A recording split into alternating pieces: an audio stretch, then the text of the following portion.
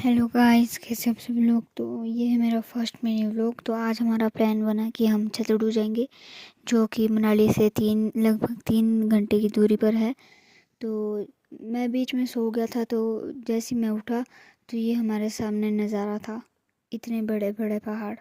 फिर मैं वहाँ पे पहुँचा तो हम कुछ देर के लिए वॉक पे निकले, और जैसे ही थोड़ी देर आगे गए तो हमें ये नज़ारा मिला, जहाँ पे हम रेत के साथ खेल रहे थे। और मुझे नहीं पता नहीं कहाँ से आ गई रेत। तो ये मेरा फर्स्ट मिनी व्लॉग है। Thank you.